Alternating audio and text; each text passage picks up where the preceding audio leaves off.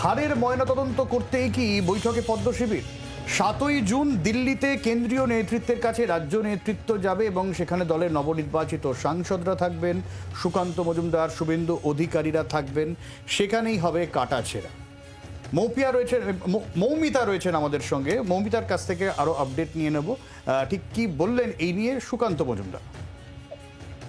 দেখো, আমরা শুধুমাত্র খবর পাচ্ছি যে 7 তারিখ শুক্রবার দিল্লিতে বঙ্গবন্ধুর নেতৃত্বের সঙ্গে কেন্দ্রীয় বিজেপি নেতৃত্বের নির্বাচনের যে ধরাডিবি নির্বাচনী বঙ্গবন্ধুর যে আসন সংখ্যা 18 থেকে 12 থেকে একটা সমস্ত বিষয় নিয়ে আলোচনা হবে এবং যে যেটা বলতে পারো যে রিভিউ যে বৈঠক, সেই রিভিউ বৈঠক হবে এবং বিশ্লেষণ। কারণ বাংলায় বিজেপির জন্য 35টা আসনের টার্গেট বেঁধে দেওয়া হয়েছিল, সেটা পরবর্তীতে ধরা হয়েছিল যে 30-এর কাছাকাছি দিতে পারে।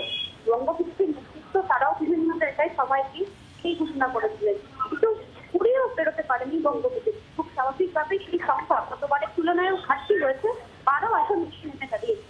কেন এই ধরনের বিপর্যয় বলে এবং যদিও যারা প্রার্থী তাদের পতন হলো, সবটা নিয়ে কিন্তু নিজেরা হবে সেখানে। বাংলার আওয়াজ, বাঙালির আবেগ, জি 24 ঘন্টা।